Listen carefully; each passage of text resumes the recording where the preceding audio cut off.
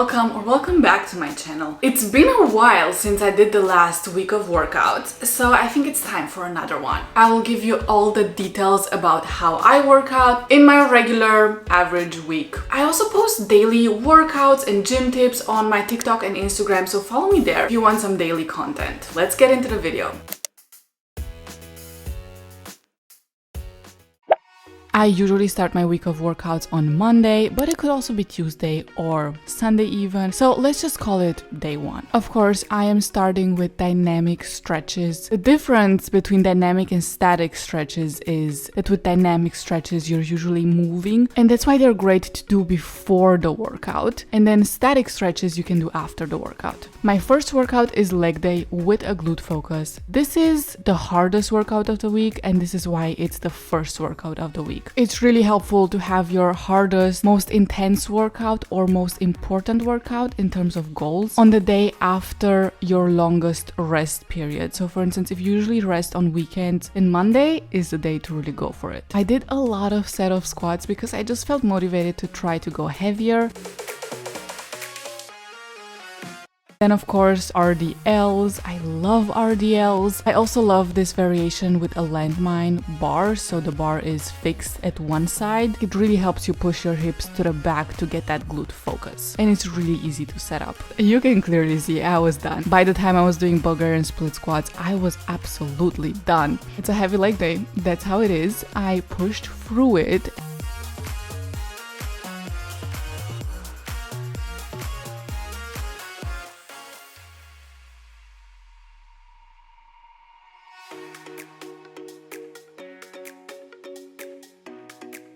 And then we're finishing off with a glute isolation exercise. Today I chose glute focused back extensions for that. These are amazing. It takes a little bit of time to get the form right, to not use your back muscles, but to use your glute muscles to pull yourself up. But after you manage that, it's such a great exercise. It even hurts so bad just doing it without any weight. So that's why I do a drop set, first weight, then no weight. Perfect leg or glute day finisher. Let me know if you want to see more workout related videos, and also subscribe to the channel. If you're not subscribed, what is happening? You know, I don't want to pick favorites, but if I had to, I think back day, pull day is my favorite day of the week. Again, I start off with the hardest exercise because this is hard for the entire body, not just the back, which are pull-ups. I first tried to do unassisted pull-ups and yeah, that didn't really work well. So I just did some assisted pull-ups and I do them until failure. So until I just cannot pull myself up anymore. And then it's time to do some exercises that will help me with my pull-ups. I'm doing scapular pulls. You can really see I'm just doing the first movement of a pull-up and I try to hold it. Then it's time for the weights. I'm doing barbell rows. I love barbell rows. They're so fun. Don't pull the weight towards your chest, pull it towards your hips, because then you can really engage your lats. Amazing exercise. Then we're going into military press. I'm doing it again until failure, at least the last set. So I'm really trying to push myself. And then I do a superset with lateral raises. My shoulders were done after this. It hurts so bad, but at the same time it's so good. Then it's time for lat pull downs. I usually like to do this earlier in my workout, but for some reason today I just felt like doing them a bit later. The last back exercise are these cable pullovers. This is another one of those where it takes you a little bit of time to get the form right, but after you do, this is an amazing exercise to isolate the lats. Really easy to set up. I like to do it in the end as a burnout exercise. I love it. Of course, we cannot end the day without doing some core. This is what sometimes gets called deep core exercises or like functional ab exercises. It's basically not doing crunches, but actually working on the stability of your core. By placing a load on top of your hands and then moving your legs, you need to engage your core to keep yourself stable. So you don't actually get that burning sensation that you get when you're doing crunches, but you can still definitely feel your abs working, and I've seen really good improvements in my lifts since I started working my core in a more functional way and not only doing crunches or other type of ab exercises.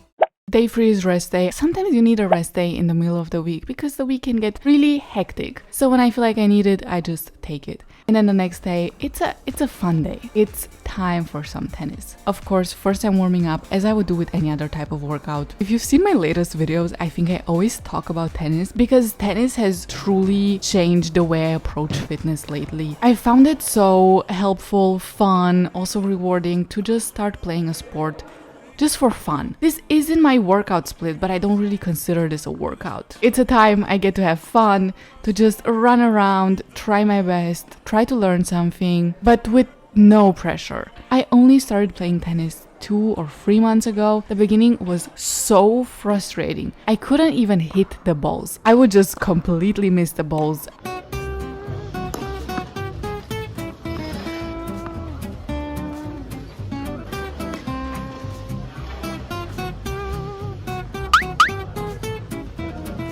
But I kept going, I wanted to get better, and I feel like now I am not Wimbledon level, okay, by far. But compared to how I used to play 2 months ago, this is amazing. Like, I can actually hit the balls.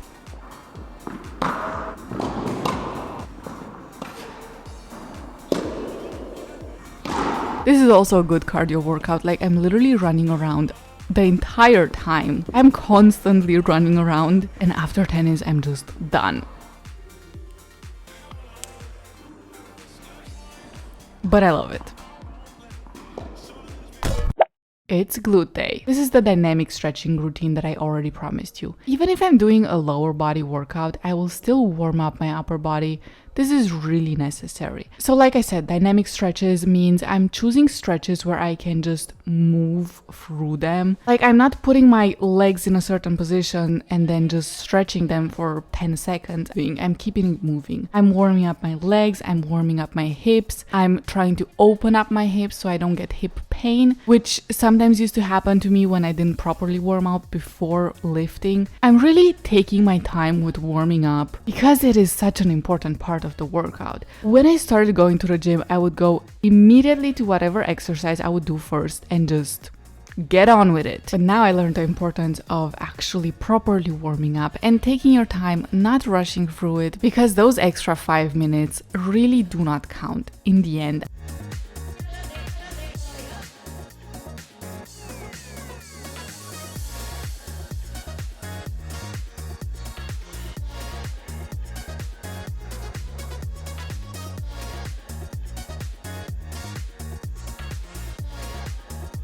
On this day, I usually do barbell hip thrusts and barbell RDLs, but all the barbells were taken for some reason, so I had to improvise. Most or almost all exercises can be substituted with something different, so I might not be able to go as heavy if I'm using dumbbells as I would with a barbell where I could just load on a lot of plates, because now I have to actually place that dumbbell on my body. I have to lift it with my hands. So the setup for this set is a little bit more complicated, but that's why I do a really intense set. So I'm doing single leg hip thrusts on each leg, then I'm doing both legs, and then I'm doing a hold, and this burns. This is really intense, and it just goes to show you that weight doesn't necessarily mean intensity. You can do an intense workout or one intense set with low weight. Generally, I think it's really good to not restrict yourself in the gym. Like, if you want to use a certain machine and it's just taken, you cannot do anything about it. It's totally fine to do an exercise that is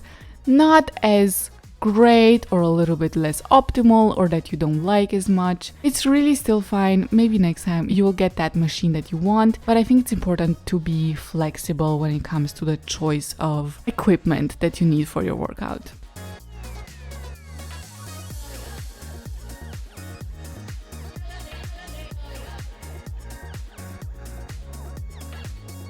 One of the best tips is to use a plate to put underneath your foot when you're doing kickbacks. It helps it so much because you have a little bit more space for that working foot to just move front and back. Also, when you're doing kickbacks, really pay attention to if you're leaning forward too much. You want to stay in a kind of diagonal but still upright position so that you actually extend your glute, because if you're leaning forward, you're not extending your glute, you're putting it into a neutral position.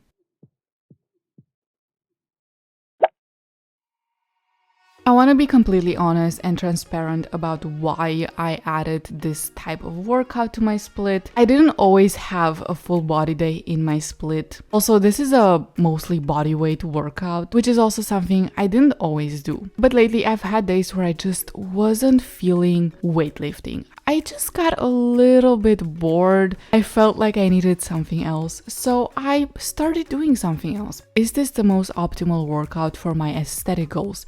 Absolutely not. But this type of workout and these exercises help me do fun stuff. First of all, they help me train multiple areas of my body, and also now I can do a few cool tricks. So this is fully intended to be just a fun workout. I'm going to the gym and just doing whatever I feel like doing. I'm still pushing myself. I'm still working hard. Of course, first I need to warm up properly, and then I'm doing pistol squats. These squats are truly harder than they look, but they are an amazing exercise. You really need to use your stability, you need to use your core, and it's just one of those fun things. These types of exercises make me feel so much stronger. If you want to do something fun, if you see a cool trick that someone did one time, or you see like calisthenics stuff that you would like to do, go for it. Train it. It might take a while, it might be difficult at first, but train it. I've seen people do these crazy mobility type challenges and doing pistol squats, and I've always been impressed by those things, but I always thought like, I can't do this. I cannot move my body in that way. I'm not that flexible. But guess what? After patience and just taking it slow and training and warming up properly and doing mobility exercises and doing drills, you can totally do it. You can do anything you set your mind to. I've really loved pull-ups lately. I can only do about 1.5 unassisted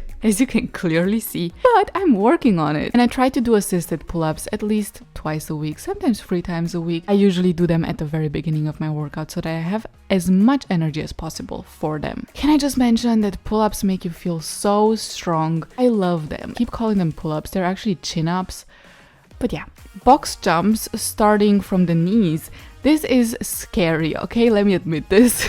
This is absolutely terrifying, but again, you can do anything you set your mind to. I'm still scared every single time I start that jump, but so far, it's always been fine. It ends up being fine in one way or another. And then I combine box jumps with those pistol squats. So I jump on the box, I try to land in one leg and then lift myself up from that leg. I always alternate legs, and I just finish off with normal box jumps. My legs are done after this. I don't know what's harder, doing squats and hip thrusts and RDLs or doing these box jumps. Then it's time for some core exercises, very similar to what I did on the back day. And then I also do the normal type of ab exercises. So crunches, V sit-ups. This is the stuff where you actually feel your abs burning. I just find a combination of both ab and core exercises to be really great, and training your abs and your core also helps you gain more strength for lifts. If you want to get better at hip thrusts, at RDLs, anything that also involves your upper body, you need to train your core because you need that stability, first of all, to not injure yourself. In a lot of exercises like deadlifts, RDLs, hip thrusts, you need to keep your core tight to not injure your back. So, stronger core, better lifts. It's still good to be mindful of the fact that you don't only need to train your core if you want to have abs or, I don't know, look better like for aesthetic goals, but also for functional goals when it comes to improving your lifts and reducing injury risk.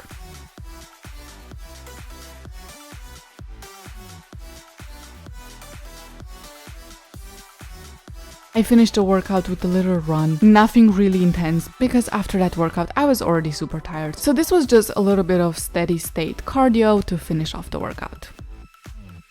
Alright, that was it. I really hope you enjoyed this video. If you did, subscribe. You know, there's more videos like this coming, and I'll see you in my next video. Bye bye.